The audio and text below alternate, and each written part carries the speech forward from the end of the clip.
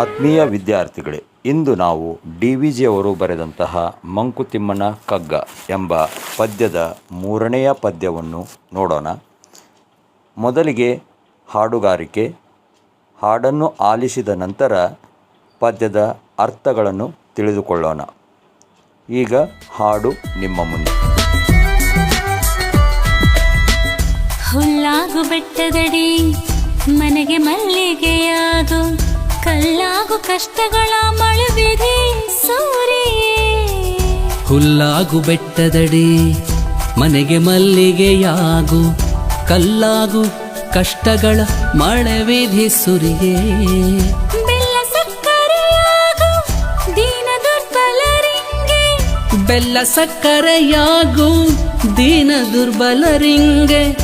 ಎಲ್ಲರೊಳಗೊಂದಾಗು ಮಂಕುತಿಮ್ಮ, ಎಲ್ಲರೊಳಗೊಂದಾಗು ಮಂಕುತಿಮ್ಮ, ಎಲ್ಲರೊಳಗೊಂದಾಗು ಮಂಕುತಿಮ್ಮ, ಎಲ್ಲರೊಳಗೊಂದಾಗು ಮಂಕುತಿಮ್ಮ.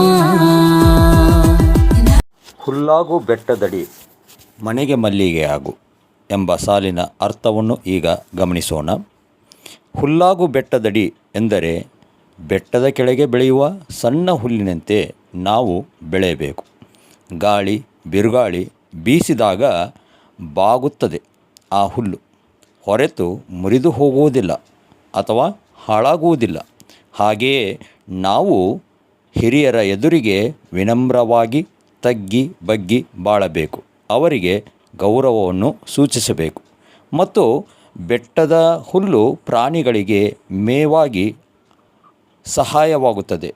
ಮೇವಿನ ರೂಪದಲ್ಲಿ ಆಹಾರವಾಗಿ ಅದಕ್ಕೆ ಹೊಟ್ಟೆ ತುಂಬಿಸುತ್ತದೆ. ಬೆಟ್ಟದಿಂದ ಯಾರಾದರೂ ಬಿದ್ದರೆ ಆಸರೆಯಾಗುತ್ತದೆ. ಪರೋಪಕಾರಿಯಾಗಿ ನಾವು ಜೀವನದಲ್ಲಿ ಹೇಗೆ ಬಾಳಬೇಕು ಎಂಬುದನ್ನು ಹುಲ್ಲಾಗು ಬೆಟ್ಟದಡಿ ಎಂಬ ಪದ್ಯ ನಮಗೆ ತಿಳಿಸಿಕೊಡುತ್ತಿದೆ. ಇನ್ನು ಮನೆಗೆ ಮಲ್ಲಿಗೆಯಾಗು ಎಂಬ ಪದ್ಯದ ಅರ್ಥವನ್ನು ನೋಡೋಣ. ಪ್ರಪಂಚದಲ್ಲಿ ಪ್ರತಿಯೊಂದು ಹೂವು ಸ್ವಾಭಾವಿಕವಾಗಿ ಎಲ್ಲರನ್ನೂ ಆಕರ್ಷಿಸುತ್ತವೆ. ಅದರ ಪರಿಮಳ, ದಳ, ಬಣ್ಣ ನಮ್ಮ ಮನಸ್ಸನ್ನು ಸೆಳೆಯುತ್ತವೆ. ಅದರಲ್ಲೂ ಮಲ್ಲಿಗೆ ಹೂವು ಎಲ್ಲರಿಗೂ ಇಷ್ಟ. ಅದರ ಪರಿಮಳ, ಬಿಳಿ ಬಣ್ಣ ಮನಸ್ಸಿಗೆ ಮುದ ನೀಡುತ್ತದೆ. ಮನಸ್ಸಿಗೆ ಒಂದು ರೀತಿಯ ಶಾಂತಿಯನ್ನು ನೀಡುತ್ತದೆ.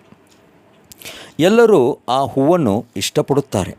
ಅದೇ ರೀತಿ ನಾವು ಸಹ ನಮ್ಮ ಒಳ್ಳೆಯ ಗುಣಗಳಿಂದ ಎಲ್ಲರ ಮನಸ್ಸನ್ನು ಆಕರ್ಷಿಸಬೇಕು. ಮನೆಯ ಮಂದಿಯ ಪ್ರೀತಿಗೆ ಪಾತ್ರರಾಗಬೇಕು. ಪ್ರತಿಯೊಬ್ಬ ಮನೆಯ ಸದಸ್ಯನೂ ನಮ್ಮನ್ನು ಇಷ್ಟಪಡುವ ರೀತಿಯಲ್ಲಿ ನಾವು ಬಾಳಿ ಬದುಕಬೇಕು. ಹೊರತು ಮನೆಗೆ ಮಾರಿ ಊರಿಗೆ ಉಪಕಾರಿ ಎಂಬ ಜೀವನ ನಮಗೆ ಬೇಡ ಎಂದು ಕವಿ DVG ಈ ಸಾಲಿನಲ್ಲಿ ತಿಳಿಸುತ್ತಾರೆ.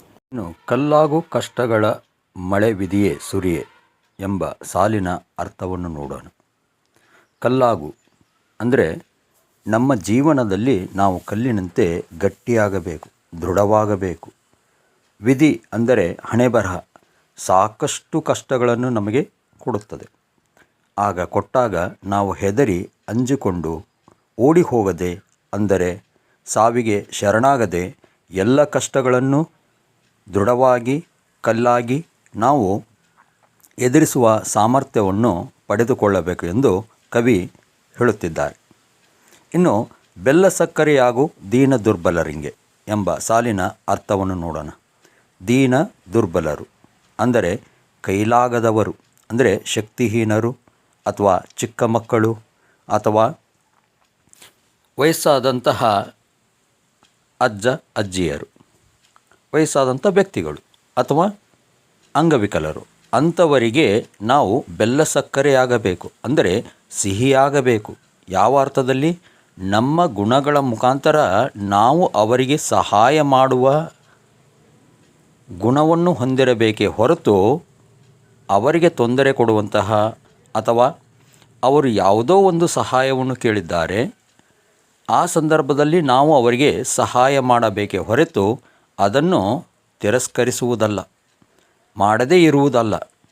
ಹಾಗಾಗಿ ಕವಿ ಹೇಳುತ್ತಾರೆ, ದೀನ ದುರ್ಬಲರಿಗೆ ಬೆಲ್ಲ ಸಕ್ಕರೆಯಾಗು.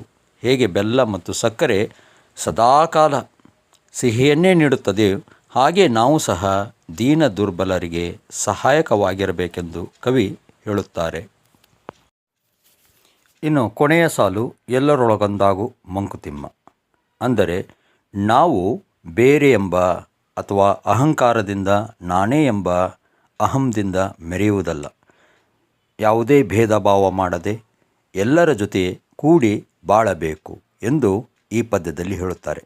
ಒಟ್ಟಿನಲ್ಲಿ ಈ ಪದ್ಯದ ಅರ್ಥ, ಸಾರ್ಥಕ ಜೀವನ ನಮ್ಮದಾಗಬೇಕು. ನಾವು ಎಲ್ಲೇ ಇರಲಿ, ಹೇಗೇ ಇರಲಿ, ನಮ್ಮ ಗುಣಗಳ ಮುಖಾಂತರ ಬೇರೆಯವರ ತೊಂದರೆಗಳಿಗೆ ಮಿಡಿಯುವ, ಸ್ಪಂದಿಸುವ ಗುಣ ನಮ್ಮದಾಗಬೇಕು. ಬೆಟ್ಟದಲ್ಲಿದ್ದಾಗ ಹುಲ್ಲಾಗಿ, ಮನೆಯಲ್ಲಿದ್ದಾಗ ಮಲ್ಲಿಗೆಯ ರೀತಿಯಲ್ಲಿ ನಾವು ಇದ್ದುಕೊಂಡು ಮತ್ತು ದೀನ ದುರ್ಬಲರ ಕಷ್ಟಗಳಿಗೆ ಸ್ಪಂದಿಸಿ ಅವರಿಗೆ ಸಹಾಯ ಮಾಡುವ ಮೂಲಕ ಒಟ್ಟಿನಲ್ಲಿ ಸಮಾಜದ ಜೊತೆ ಬೆರೆತು ಬಾಳುವ ಗುಣವನ್ನು ನಾವು ಹೊಂದಿರಬೇಕೆಂಬ ದೊಡ್ಡ ಆಶಯವನ್ನು ಈ ಪದ್ಯ ನಮಗೆ ತಿಳಿಸಿಕೊಡುತ್ತದೆ. ಧನ್ಯವಾದಗಳು.